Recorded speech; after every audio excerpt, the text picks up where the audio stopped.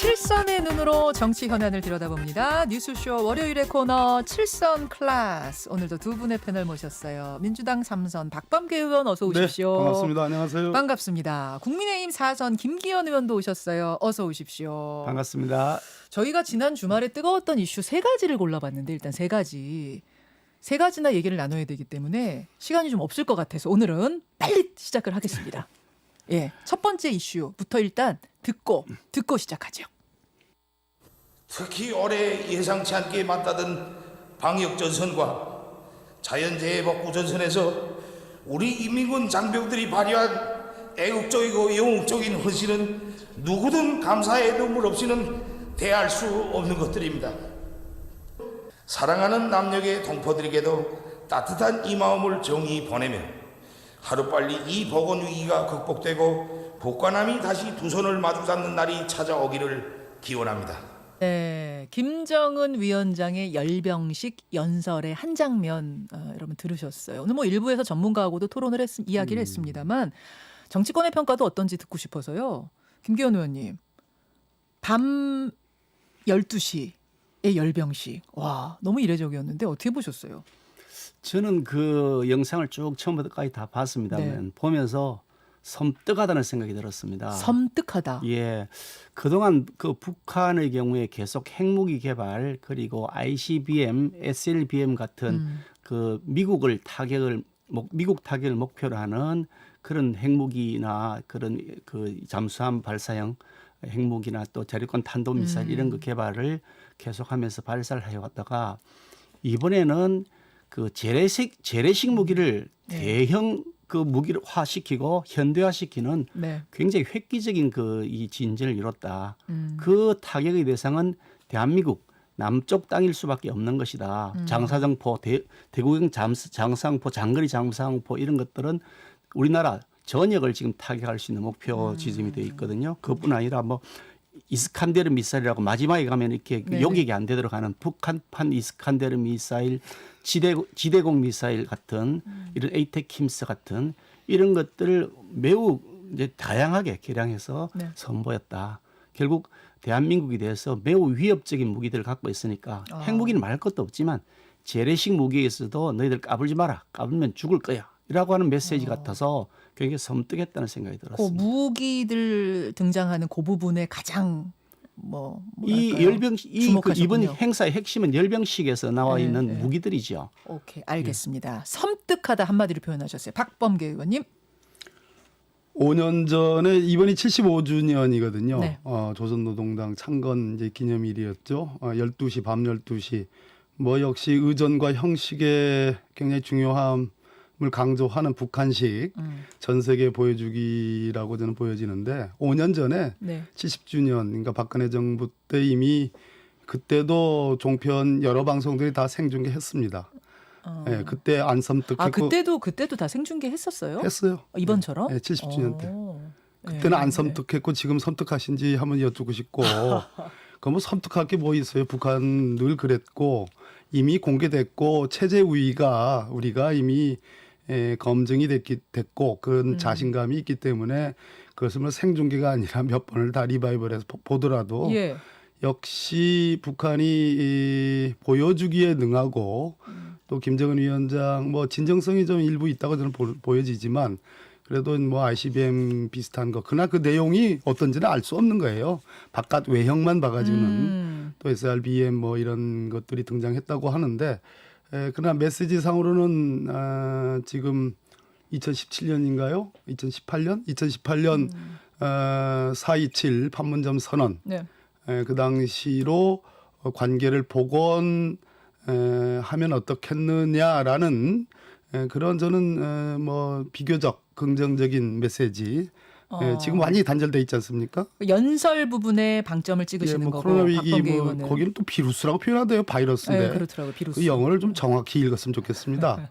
그래서 그 비루스 뭐 이 보건 위기가 극복되고 굳건하게 두 손을 맞잡는 날 그 표현이 저는 문재인 대통령과 1차 정상회담 때 했던 그 판문점 선언으로 돌아갈 수도 있다. 그렇게 보셨어요? 그러나 그 지금 말씀하신 것처럼 그 뭐 대단한 무기 그리고 뭐 몇만 명이 모여서 그렇게 하는 것은 역시 경계할 만한 일인 건 틀림없습니다. 연설의 방점을 찍느냐, 무기 열병식의 방점을 찍느냐에 따라서 조금 보는 관점이 그것만은 다른 아니고요. 김대현 예. 의원님. 연설의 방점을 찍는다 하더라도 찍어도 여전히 섬뜩합니까? 매우 섬뜩합니다. 어. 이 김정은의 연설문 전체가 약간 28분에 한 1700초 정도 되는데요. 예.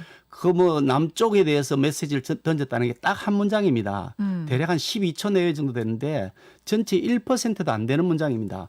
전체 계속해서 자기들의 체제를 선전하고 심지어 우리는 이제 어느 누구도 넘볼 수 없는 전력을 다 갖췄다. 어느 누구도 우리를 깔보면 반드시 선제 공격하겠다. 라는 메시지까지 언제 선제 공격하겠다? 아니 공격을 안 자기들에게 먼저 하겠다잖아요. 아닙니다. 자기들에게 만약 위협을 위협을 갈 하면, 것이면 선제 네. 공격하겠다. 위협하면 그렇게 선제 공격하겠다 했습니다. 그러니까 다시 말해 이렇게 정확히 말했죠. 위협을 하지 않으면 선제 공격할 일은 없다 이렇게 얘기했으니까 말은 그렇게 했죠. 그 말은 그러면서 위협하면 선제 동시에 공격하겠다. 위협이 된다고 생각하면 선제 공격하겠다고 명확하게 영어를 썼습니다. 예. 그렇게 하면서 협박을 하고 거기에 단 1%도 안 되는 한 줄짜리 문장을 넣었는데 그 문장을 가지고서 마치 뭐 대단한 무슨 그 뭐 성언이라도 보여주는 것처럼 이렇게 우리가 받아들인다 그러면 정말 웃기는 거다 이런 거죠. 동네 깡패가 네. 완전히 온갖 총칼로 다 무장하고 나온 다음에 동네에 있는 그 선량한 친구에게 야, 나 이렇게 무장 다 했어. 너 이제 앞으로 까불면 내가 죽일 거야. 그런 다음에 야, 우리 좋게 지내자. 이렇게 얘기했을 때 아, 감사합니다. 이렇게 해야 되느냐. 우리가 그럴 상황이 아니지 않느냐. 지금 우리를 때릴 수 있는 핵무장을 하고 있는 나라. 거기다가 이제 재래식 무기까지 최신 현대판으로 만들어서 지금 우리에게 위협을 가하는 열병식을 대대적으로 하고 있는데 그 열병식의 군사 무기를 보나 연설의 내용으로 보나 어느 뭐로 보더라도 매우 위협적이고 섬뜩하다. 우리에게 정말 경고를 명확하게 주는 것인데 이 상황에서 우리가 그 경고를 무시하고 남북 간에 뭐 종전선을 하자. 이런 얘기를 한다 그러면 정말 황당한 분이다. 그런 그렇게 생각을 보셨군요. 하죠. 아무리 북한이라고 박범계. 그래도 팩트에는 좀 충실했으면 좋겠습니다. 일단 남북 간의 군사력 비교해서 이미 북한은 우리보다 처져 있고요. 뭐 전 세계가 그는 여러 객관적인 기구들이 우리나라 뭐 세계 6위, 7위 이렇게 얘기하는데 북한은 그 뒤에 있는 건 틀림없고 자 선제적으로 핵무기를 사용하지 않겠다라는 얘기는 과거에도 나왔던 얘기예요. 과거 김정은 위원장도 얘기를 했고 그런데 이번에는 핵무기라고 표현하지 않고 핵에 대한 언급은 없어요. 전쟁 억지력 또 군사력이 절대적으로 선제적으로 쓰이지는 않겠지만 했고요. 네. 또 누구를 겨냥한 것은 아니다라고 분명히 했습니다. 그래서 팩트는 선제 공격은 아니다라는 걸 분명히 한 거는 인정해 줄 건 해야 되겠다라는 말씀을 드리고 물론 지금 말씀하신 것은 잘 경계를 해야 되고 끝까지 안심해서는 안 된다라는 그런 말씀으로 저는 선의로 받아들입니다. 그런데 네. 다소 혈압이 좀 오르긴 오르네요. 오르는데 왜냐하면 우리가 아무리 북한은 정말 객관적이고 정확하게 봐야지 감정에 휩쓸려서도 아니고 그리고 또 호들갑을 떨어서도 안 돼요. 그런 측면에서 좀 객관적으로 볼 필요가 있고 저는 4.27 제1차 정상회담 판문점 선언에서 전쟁 방지 그래서 궁극적으로 그 해에 남북 간의 정전 협정으로 가자. 네. 정전 선언으로 가자. 그리고 평화 협정으로 가자. 그 추진을 하는 그 판문점 선언이 있지 않습니까? 네네. 그쪽으로 돌아가기 위한 복원하기 위한 남북 간의 노력이 필요하다. 이렇게 자, 얘기하고 싶습니다. 두 번째 이슈로 넘어가야겠습니다. 뭐 첫 번째 이슈만 제가 하다가 한 말씀을 더 드려야 되는데 그럼 또 혈압이 또 오르는데 박 의원이 한 말씀 더 드려도 돼요? 그래요? 군사력에서 네, 짧게. 우리 대한민국이 압도적 우위에 있다가 생각한다는 건 천만의 말씀입니다. 북한은 핵무기를 가지고 있습니다. 핵무기 한 방이면 우리의 대한민국 모든 군사력이 완전히 마비돼 버리는 상황입니다. 아니 서울에 한번 떨어졌다고 생각해 보십시오. 모든 군사력이나 지휘탑이 다 마비되지 않겠습니까? 예. 그래서 핵무기를 제거하는 것이 제일 첫 번째 과제입니다. 핵무기를 갖고 있는 비대칭 무기라고는 핵무기를 갖고 네. 있는데 어떻게 대한민국 군사력이 북한보다 우세하다고 말씀하십니까? 우세하다는 그건 것도 동의할 수 없다. 객관적인 평가하고 정확한 평가하고는 전혀 동떨어진 거죠. 그래서 핵에 대해서 완전하고 검증 가능하고 불가역적인 핵의 폐기를 하자. 그것을 위한 동시적인 또 같이 함께 병행적으로 진행하는 뭐 정전선언과 평화협정을 가자는 거 아니겠어요? 그러니까 제가 뭐 핵이 안 무섭다고 그럽니까? 핵 무섭죠. 아니 그런데 떨어지는 우리 군사력이 잠깐만요. 위에 있다고 하니까 제가 말씀드리죠. 아니 그 끝나시고 꼭 그 한번 보세요 휴대폰에.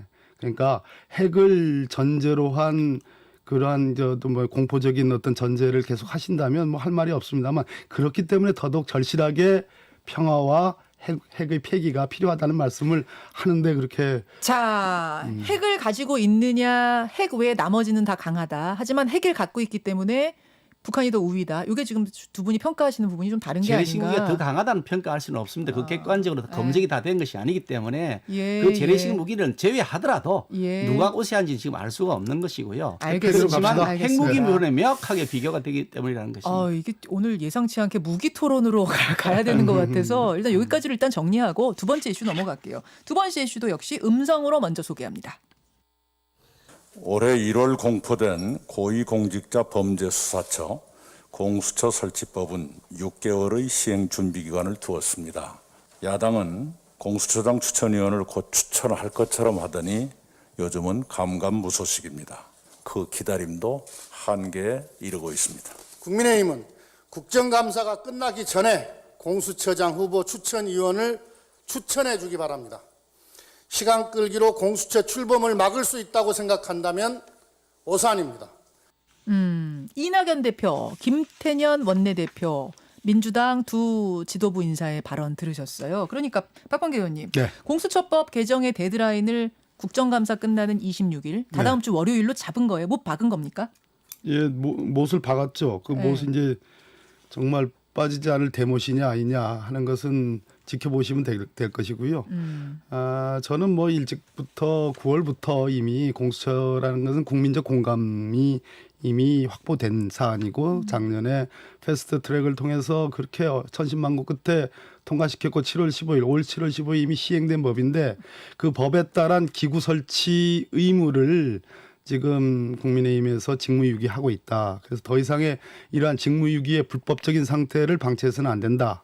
그런 측면에서 9월부터 이미 주장을 했고 10월 26일에 국감이 이제 끝나면 국감 전이라도 모종의 저희 법사위 단계에서 모종의 공수처장 추천이 1단계니까 그것을 위한 국민의힘 쪽에 강력한 어떤 메시지를 던질 겁니다. 네, 뭐 그것이 네. 뭐 오늘일 수도 있고요. 어떤 또 메시지인가요? 아니 뭐 늘 하는 얘기죠. 예. 공수처 안 하면 위법합니다. 그것은 법을 만드는 사람들이 법을 어기는 겁니다. 뭐 그런 것이고 지금 소위의 우리 김용민 의원이 발의한 대안 네. 이것이 시행되지 않고 있기 때문에 즉 실효적으로 지금 발효되지 않고 있기 때문에 그것을 막기 위한 대안을 지금 심사하자. 거기에 저하고 백혜련 의원이 대표 발의안까지 함께 병합해서 심사하자 하는 그런 얘기를 쭉 해오고 있고 이번 국감 중이라도 저희 법사위 차원에서는 강한 어떤 메시지를 전달할 수도 있겠습니다. 그러니까 여러분 개정안이라는 건 국민의힘이 후보 안 들어오면 안 내도 그냥 속된 말로 제끼고 갈 수 있게 하는 제끼고 하면은 너무 그건 과격한 표현이고요. 배제하고 갈 수 있는 안 한다 그러니까 그러면 관두시고요. 예. 그러면 그 이제 사개의 권위자들로 자동으로 그쵸. 7명을 만들든지. 그게 개정안입니다. 그렇게 내자. 네. 사실은 김종인 비대위원장이 뭐라 그랬냐면은 그거 개정안 할 필요 없습니다. 그 전에 우리가 후보 낼 거예요. 후보 추천할 거예요. 이랬거든요. 김기현 의원님. 근데 왜 후보 추천 안 하시는 거예요? 우선 공수처 자체가 위헌이라는 주장부터 저희들은 계속 하고 있고 계속 그건 해오셨던 거고. 헌법재판소에 지금 계류가 된 게 2월부터 계류되어 있는데 아직 지금 8개월이 되도록 답변을 안 하고 있습니다. 헌법재판소가 빨리 결정을 해야 되는데 안 하고 있는 이유가 뭐냐. 네. 미적거리는 점에 대해서 굉장히 저희들은 의심스럽게 쳐다보고 있는데 공수처를 만들겠다는 정부 여당의 생각은 뭐 권력 비리를 수사하겠다 이런 얘기인데 지금 현재 검찰이 살아있는 권력 수사하는 걸 다 틀어막고 있습니다. 라임 전주 김봉현 이 사람이 이게 스타 모빌리티 대평가 하는 사람을 통해서 5천만 원을 그 당시 강기정 정무수석인가요? 우리에게 네. 전해주라고 했다는 진술을 했다는데 검찰 진술조사에서는 거기 빠져 있다는 것 아닙니까? 또 그리고 지난번 추미애 장관 아들 공수처 얘기하라니까 왜 그러지? 공수처의 필요성에 관한 말씀드립니다. 앞으로? 추미애 장관 아들 미복귀에 대해서 대위 중령 이런 분들이 추미애 장관 국회의원 보좌관의 연락을 받았다. 전화를 받았다고 했는데 그 진술을 누락해버렸단 말이죠. 이렇게 해서 현재의 검찰이 살아있는 권력 수사하는 것마저도 아예 이렇게 뭉개고 있는데 뭉개고. 공수처가 발족되면은 확실하게 제도적으로 뭉갤 것이다. 공수처장을 대통령이 마음대로 임명한다면 지금 정부 여당이 추진하겠다는 게 자기들 마음대로 이제 처장 임명하겠다는 거 자, 아닙니까? 제가 잠깐 정리할게요. 그러면 완전히 이제 이제 권력 수사는 못하게 제도적으로 맡겠다는 거죠. 예, 공수처 자체를 반대하는 요것에 관해서는 토론을 저희가 수개월 동안 많이 했기 때문에 그래. 오늘 다시 그 얘기를 꺼내지는 않겠고요. 일단 아니, 그럼에도 지금- 불구하고 법안이 통과가 됐고 그리고 출범을 해야 하는데 국민의힘에서 후보를 추천 안 하고 있다가 공수처장 저를 좀 후보 추천 안 바라봐 하고 주세요. 있다가 잠시만요. 안 하고 있다가 안 바라봐 주시죠.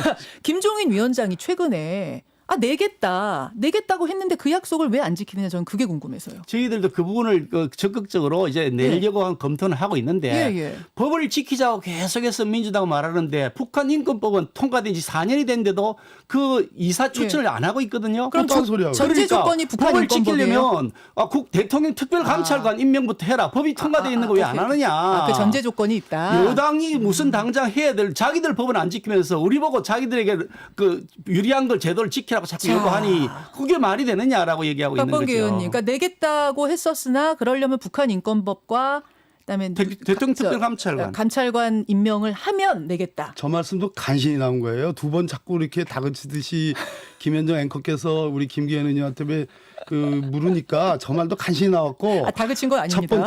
첫 번째는 뭐예요? 공수처 위원이다라는 걸 끝까지 주장하시는 거예요. 이렇게 비교적 함정이고 판사 출신이라는 김기현 의원님조차도 그런 생각을 갖고 있는 거예요. 위원인 법률이 어디 있습니까? 지금 국회에서 통과 자기들이 반대했다고 위원이라는 게 말이 돼요? 말이 안 되죠. 두 번째, 대통령이 마음대로 임명하니까 지금 무슨 사태 무슨 사건 얘기를 하는데 대통령이 마음대로 임명하는 거 아니에요. 내용을 얘기할 건 없지만 그렇기 때문에 들어와서 비토권을 얼마든지 행사하면 이게 파란색에서 붉은색 쪽으로 쭉 갈 수 있는 제도적 장치가 돼 있는 겁니다. 그러니까 자신 없다는 얘기예요, 결론은. 자기들 수사할까 봐 자신 없다. 그리고 얼마나 비리가 많아서 도대체 공수처를 이렇게 겁내느냐라는 반문은 아니할 수 없는 것이고, 세 번째로 다른 무엇보다도 아까 특별감찰관 얘기하고 북한 인권대사 얘기하는데 해드리겠습니다.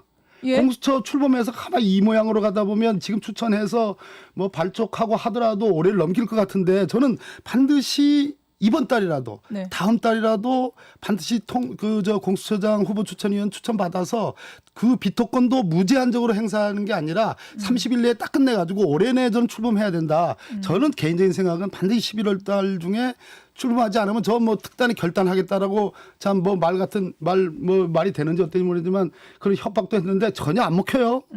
그럼 화가 납니다. 그러니까 공수처는 더 이상 그렇게 무슨 감론을 할 거 없고 특별감찰을 한시적으로 임명할 수도 있습니다. 또 북한 인권대사 얼마든지 임명할 수 있어요. 그걸로 핑계대지 마시고 일단은 약속한 대로 지금 대표는 해드리겠다. 주호영 원내대표는 조금 다른 얘기. 한 명은 준비됐는데 다른 한 명은 아직 오리무중이다. 이렇게 다른 말씀하시면 결국 할 의지가 없다는 거하고 다를 바 없어요. 그럼 인권법하고 감찰관 임명은 바로 할 수 있는 거예요? 할 준비는 돼 있습니까? 그럼 하면 되잖아요. 그러면 이쪽에서도 김종인 위원장도 바로 그러면 어떤 게 선우냐. 저쪽은 특별감찰을 먼저 해라. 그다음에 공수처장이다. 이렇게 얘기하는데 범위가 특별감찰관의 범위가 요만큼이라면 이걸 포괄하는 공수처가 이렇게 있는 거예요. 그러면 특별감찰관 먼저 순서가 틀렸다. 임명하면 공수처장 필요 없다. 이렇게 주장할 양반들이라고요, 지금.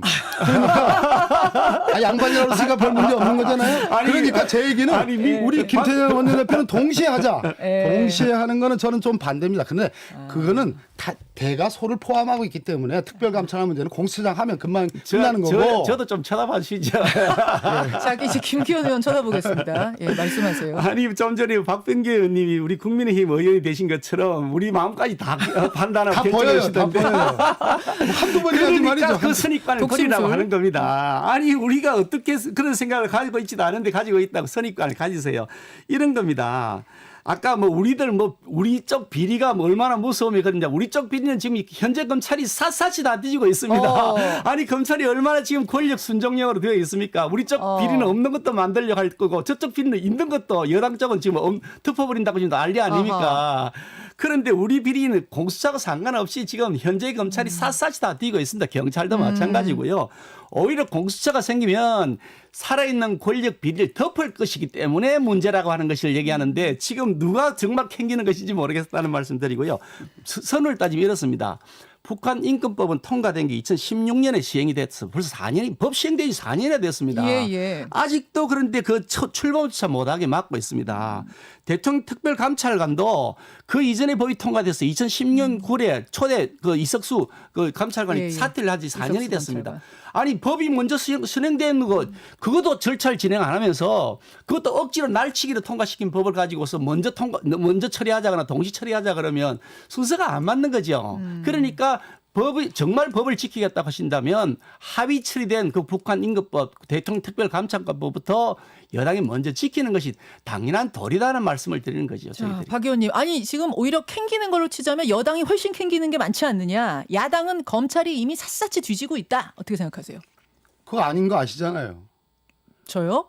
저한테 물으셨어요? 나경원 전 원내대표 하도 많이 그래가지고 근데 이번에 또 적반하장으로 되레 또 고소를 했더라고요. 예, 예. 예, 시민단체. 얼마나 지금 힘이 받으면 뒷배가 든든하면 반대로 고소했겠습니까? 시민단체에 참여연대에 그 안진거 소장이라는 분이 네. 그래도 비교적 야당도 인정한 오로지 참 제야에서 시민사회 운동을 묵묵히 해온 분입니다.